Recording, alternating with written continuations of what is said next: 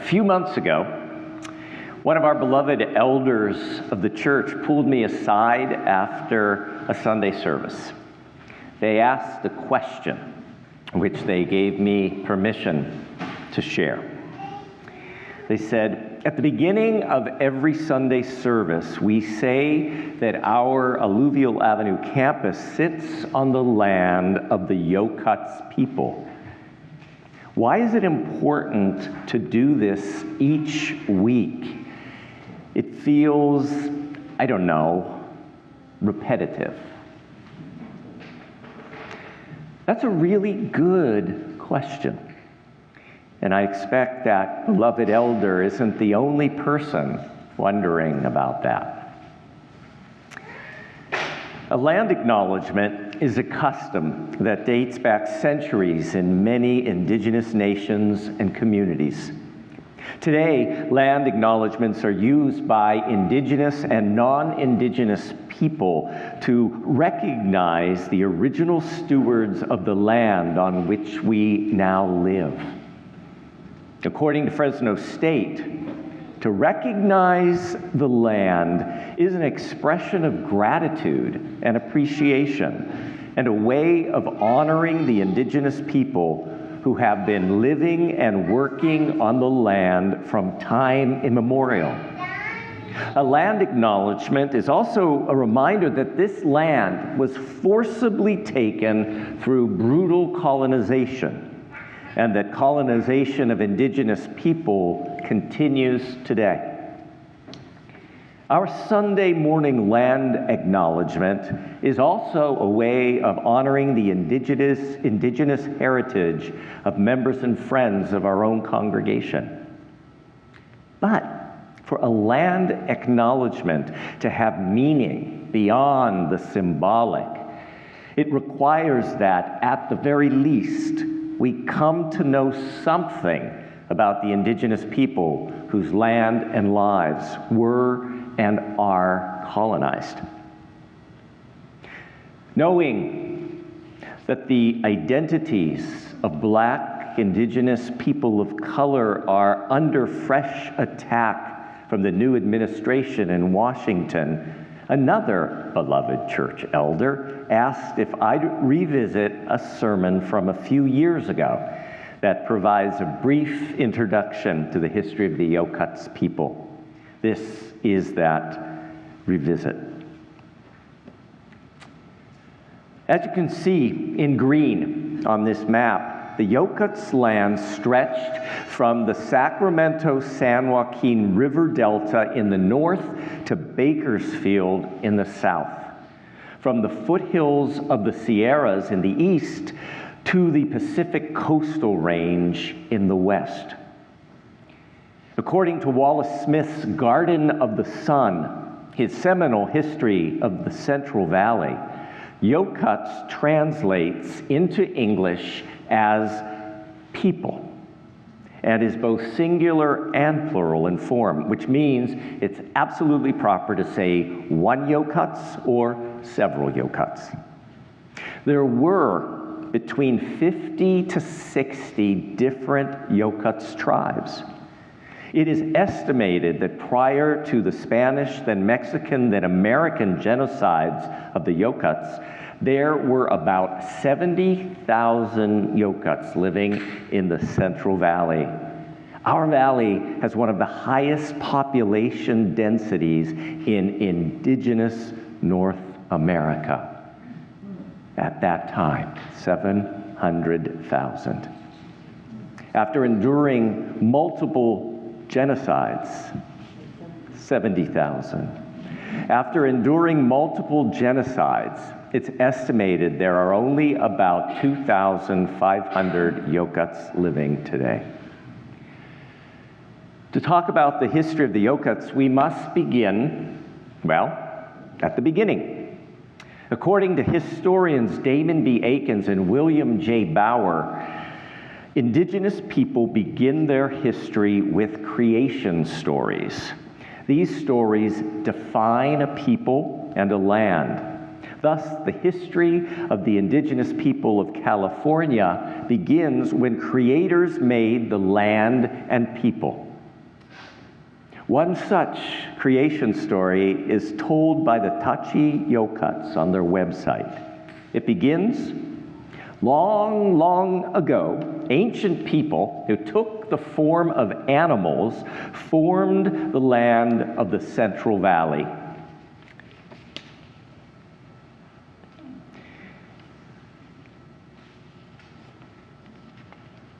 Eagle and coyote sat on a spit of land in the vast sea. Turtle swam over to them. Eagle asked the turtle to dive to the bottom of the sea and bring back earth. Turtle gulped as much air as he could, and he dove. He struggled to reach the ocean's floor and managed to grab only a tiny handful of dirt before his breath was gone. And he raced back up to the surface of the ocean. Turtle breached the water and flopped back, gasping on that island with coyote and eagle. But while swimming to the surface, the dirt had washed out of Turtle's hands. Coyote inspected Turtle and nearly gave up hope of finding any dirt when she spied a bit of mud underneath Turtle's fingernail. Eagle and Coyote mixed that dirt with chia seeds to form what became the earth. Then Eagle and Coyote told one group, the Yokuts, you go to that beautiful and bountiful Central Valley.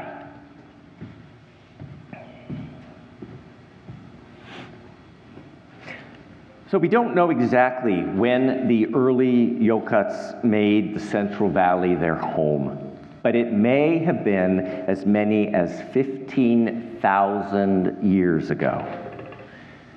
The early Yokuts lived in a trusted relationship with the land.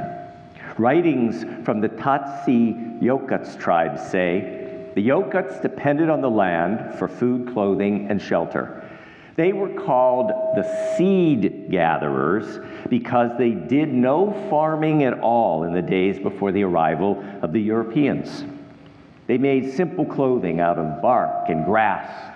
Their jewelry and headbands were made of seeds and feathers. They weaved beautiful, beautiful baskets from tall grasses growing by the riverbanks. Some of those baskets had the image of rattlesnakes woven into them because rattlesnakes were considered sacred to the Yokuts. This map shows the Central Valley, and the part in purple is the land of the Yokuts in the time before contact with invading Europeans. Wallace Smith writes, the northernmost group of the Yokuts consisted of 10 tribes. The Pitkasi made their home south of the San Joaquin River, around Herndon and Sycamore Point, and south over the low-lying plains to where Fresno is now situated. Each of those 50 to 60 tribes was divided into two different groups. Smith notes that every member in the tribe belonged to one or the other of those lodges. Marriage between people of the same group was forbidden. Each had their own hereditary chief. Each group had a jester with duties like that of the medieval court fool. He ridiculed the sacred and jeered at those in authority. Two-spirit people, people who were non-binary, served as tribal morticians, cremating dead bodies. They played a ceremonial role in the life of the church, of the tribe, and enjoyed certain privileges. The Yokuts lived in several different types of structures. Most common was a building with one giant room which served as a communal space with fireplaces arranged for each family. 10 families usually occupied each common hall. Because of the summer heat, which we know well, a shade porch ran along the entire length of the house. Yokuts villages were built alongside water sources like streams or rivers.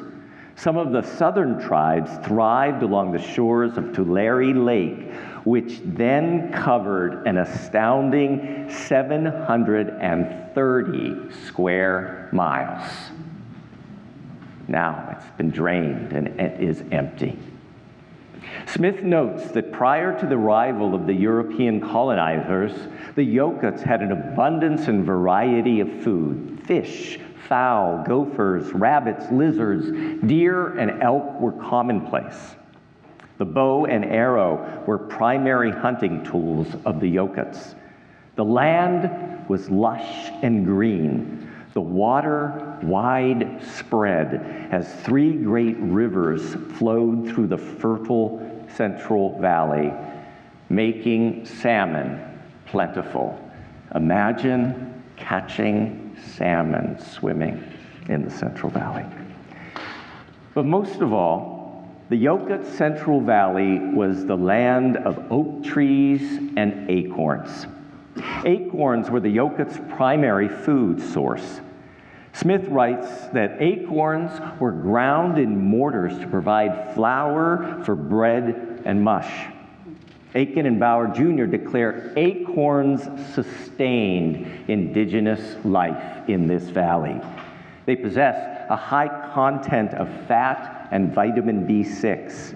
The high fat allowed people to survive the lean winter months. The Yokuts were known as responsible stewards of the land in so many different ways. The acorn and the oak tree providing just one beautiful example.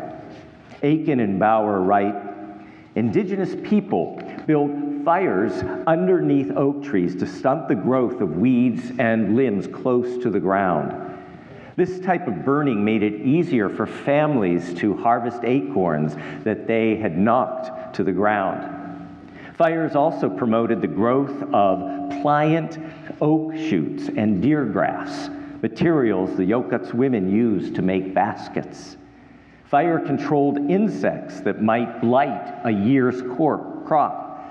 Burns took care of weevils and worms that feasted on decomposing acorns. Burning also stimulated the growth of food near oak trees. Black morel mushrooms thrive in black oak forests that have been burned. Thus, the Yokuts worked with the land to assure its productivity, practices that were later outlawed by the federal government. Religious rituals also played a very important part in the life of the Yokuts. Group ceremonies often included amazing shamanic displays of spiritual powers. The rattlesnake, as I said before, was sacred to the Yokuts, and their yearly ceremony to protect the villagers from snake bites included shamans dancing with live rattlesnakes, tossing them in the air, catching them, and allowing the snakes to bite them repeatedly. A boy's coming-of-age ritual included the ceremonial use of hallucinogens. And according to several different websites, there was a yearly ritual honoring those who had died during the previous year. And those rituals included the symbolic destruction of pictures of their beloved and the ritual washing of mourners. Rituals so important. And so for thousands and thousands of years, the Yokuts lived almost entirely in peace. They were not a warring people. They were peace-loving and land-living. But their traditional way of living freely on and with the land began to be altered in shattering ways. Spanish Army deserters from the mission in San Diego were the first Europeans to arrive in the Central Valley in 1770, followed by the Spanish Army trying to find those deserters. The subsequent Spanish colonization of the Central Valley brought disease, kidnapping, enslavement, and death. After Mexico secured control of California in 1822, it was more of the same.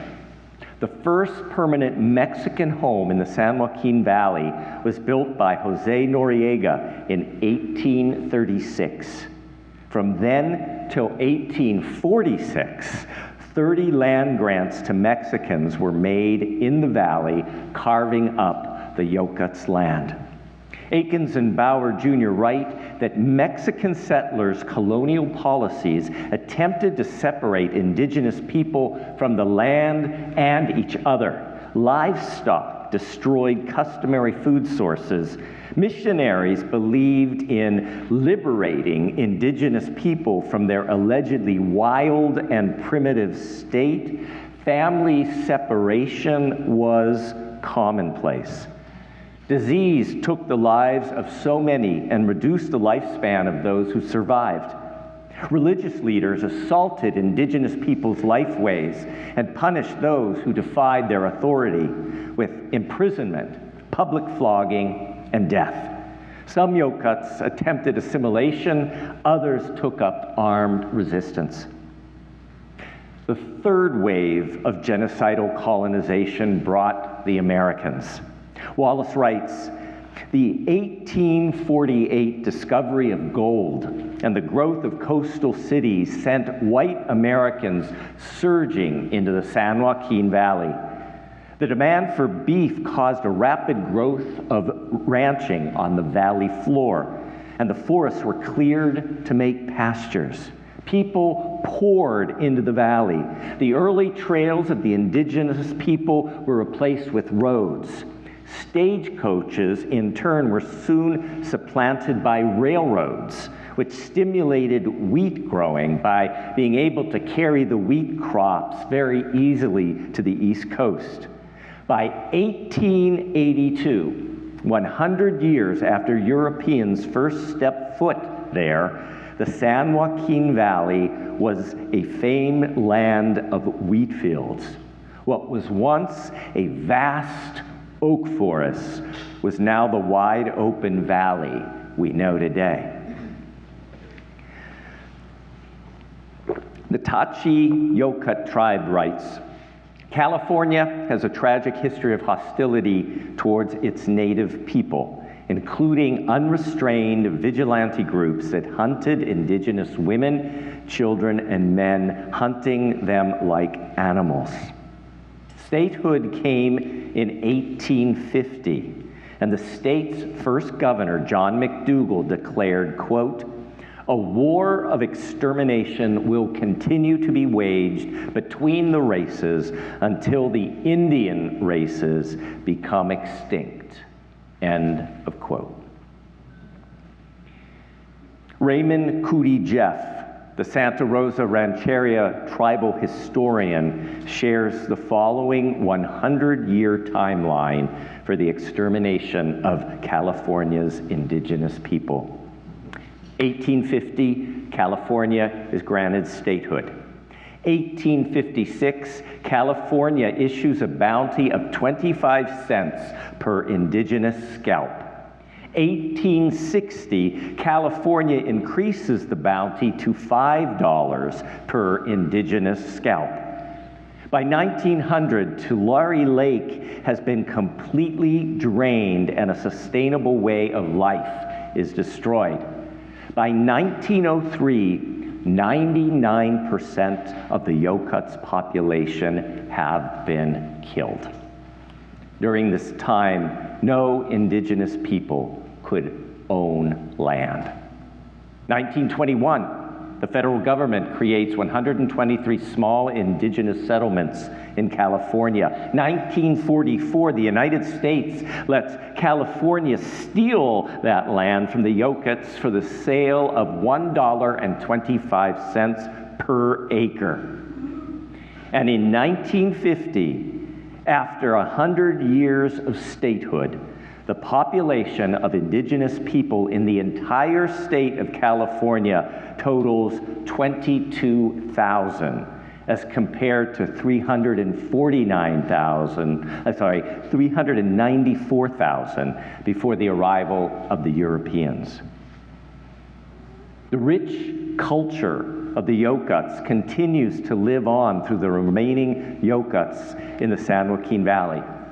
As I said earlier, it's estimated that 2,500 indigenous Yokuts remain today and are shaping the future of the Yokuts people, including our musical guest, Lance Canales.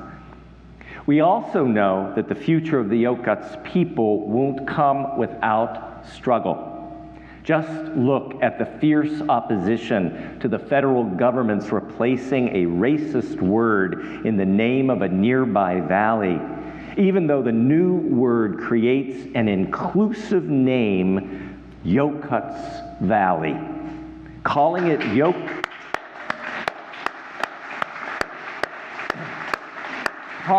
Yokuts Valley is a land acknowledgement. Fresno County officials refuse to say that name. A land acknowledgement is used by indigenous and non-indigenous people to recognize and honor the original stewards of the land. Yokuts Valley does that, as do these, our words. Our Alluvial Ave church campus sits within the traditional homelands of the Yokuts, who are the past, present, and future stewards of this land. Que así sea, bendito sea. May it be so, blessed be, amen.